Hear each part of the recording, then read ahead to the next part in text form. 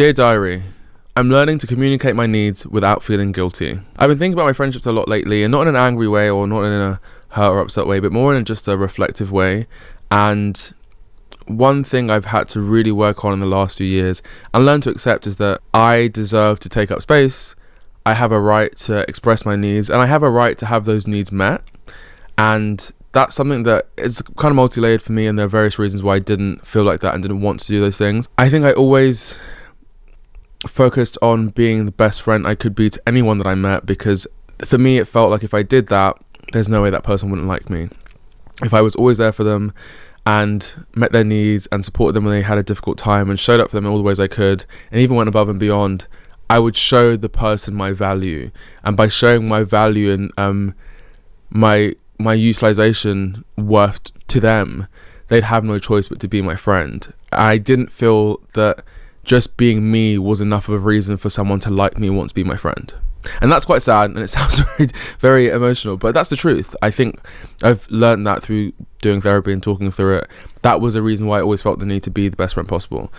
And because of that, I always established and built friendships that were defined by a certain dynamic, where the dynamic was you, what do you need, how can I help you, I'm fine.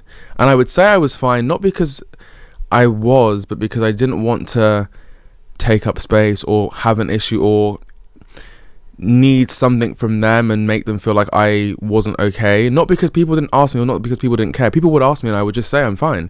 And so people would say, okay, well, you having had these conversations now as I've kind of progressed through the way of thinking, the way I behave, some of my friends would say, I always just thought you were just a very private person, because whenever I asked you what was going on, you would say you were fine, you didn't really share, and generally you seemed okay. And then sometimes you would then drop in that this massive thing happened to you and that you were fine and it happened a few months ago, a few weeks ago, and you processed it.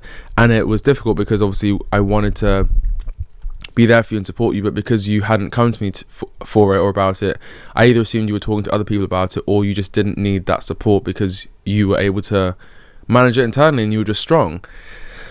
And for a while I convinced myself, I think, that I was strong, that I didn't need to talk about it or need help from anyone. But doing that for 30 years, I'm now 30, oh god, sounds old to say, but it made me realize that I wasn't enjoying just being a lone ranger and being on my own island and having to self-regulate and not sharing with people. And I started to realize that I kind of wanted more, and I wanted friendships to have different dynamics, and I needed to figure out how to do that. And it's a hard switch going from thinking I'm easygoing, I don't ask for much, I don't need much, and that's who I am, and believing that's who you are as a person, because I had become so accustomed to behaving in that way that it didn't feel natural or normal to say, actually, I'm having a bad day, this happened and it's really upsetting me, and can I talk about it? It felt weird to say, and then when I did say it and then I would get sympathy or support, I'd kind of feel uncomfortable with it, and I'd be like, oh, this is weird, like, I'm like, don't worry about me, I'm fine, like, it's not that big a deal. And I had to kind of justify that I was just sharing to share, but I didn't need anything, and it felt very uncomfortable, and I had to figure out why that was. And I think in some of the friendships I had, not all of them, there had been times with some people where maybe I had shared something or asked for something or needed help or support, and it wasn't met with a genuine reaction that felt positive to me. It felt like the person was quick to discuss it and then dismiss it and then go back to them. And so in a way I kind of then was conditioned that actually no, it's not good when I share these things, because these people don't want to hear about this, they just want me to focus on them, and that's the way things work best. And that was painful. And I think naturally as you grow up and you change and learn, your friendships and dynamics do change, and sometimes you realize that certain friendships aren't serving you because the way that they've been established, it's very hard to change a 10-year, 5-year dynamic in a friendship where it's always been about one person. And people don't like change. People aren't comfortable having to look at themselves and actually think, you know what, have I been as good a friend to this person as I could have? Have I shown up for them in the ways that they needed me to? Have I really supported them? And if you challenge that and critique that, some people do take well to it and say, you know what, actually, I'm sorry, I haven't really been there for you, and I haven't checked in, and yes, I've had a lot going on, and I've been talking about me a lot, and I should have made space for you and checked in on you. Sorry about that. But a lot of people just say, whoa, what the hell, like, why are you saying that, like, I didn't do anything wrong. And it becomes combative and it becomes difficult because people don't like hearing critique, and I don't either, I'll be honest, it's hard. But it meant that some of those friendships I kind of had to start saying, okay, well, no, I do deserve someone that cares about me as much as I care about them. I do deserve to have friendships that feel fulfilling and that make me feel comforted and held and important and prioritized. And in some ways I think I was prioritizing people that didn't prioritize me because it felt like I had to keep prioritizing them, and maybe one day they prioritize me. And then the friendships where those people actually were willing to lean in more and support me, I wasn't comfortable in doing so, so I was kind of pushing them away and being avoidant. But what happened is that I actually started leaning more into these friendships and opening up more and going to the places where I felt loved and supported, and a willingness to have a curiosity about my life, and leaning into that and being open. And from doing that, wow, I suddenly started to just feel, this feels good. This feels nice that I have someone that knows what's going on with me and I can share openly and regularly, and I don't have to preface it or feel guilty or feel weird about doing that. And the more I lean into that, the more I start to feel loved. And actually I realize that this is what I want, this is what I like, this is what I deserve in a friendship, and this is what feels good to me. I don't actually like these friendships over here where I feel like I have to beg for attention, or even some of these friendships I'd communicated, I want us to speak more because I feel like I struggle to connect with you and I don't know what's going on in your life, and it's important to me that we communicate.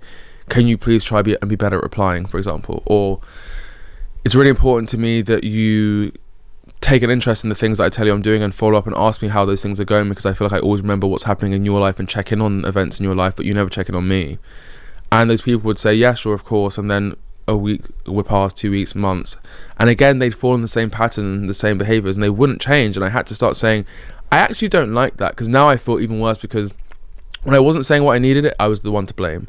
When I've said what I need and I've told you very clearly, and I've asked you to help me with those things and to show up in those ways for me, and you still don't do it, then it becomes more blatant that you just don't want to do these things. Because if you wanted to and if you cared, you would.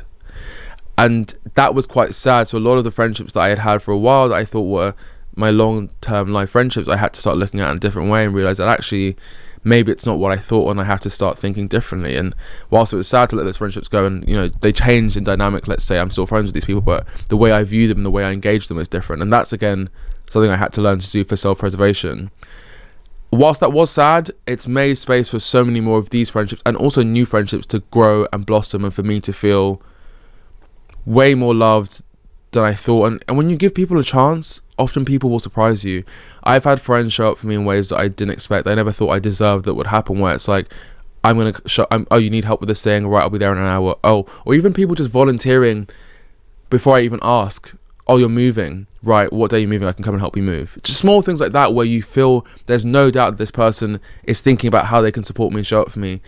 And just checking in on me, saying, hey, how are you doing today, out of the blue, with no need to ask for a favour after, but genuinely just saying, you crossed my mind today, I was wondering how you're doing, how are things going. And that has come from me being more open and being willing to try to communicate my needs without feeling guilty, and being willing to also push myself to have difficult conversations and share how I'm feeling and share the ugly as well as the good. And also learning and accepting, I think this is super key, is believing truly that you deserve friends that show up for you.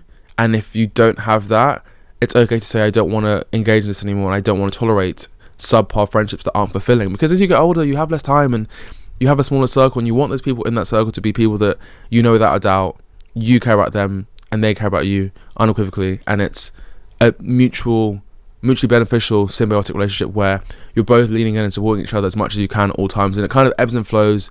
Someone might be going through something and you support them, then when you're going through something they support you. But having those kind of friendships where you have no doubt about the strength of the friendship is so reassuring. So when you pick up your phone and text someone or call someone, you know that you're in a space that feels safe and comfortable, and that you don't have any resentments or issues with that person, has been so game changing. I think I used to make excuses for people. Oh, they're busy or they have a lot going on, and it's okay. Like, if they'll remember later, and I'm sure they just have a lot going on.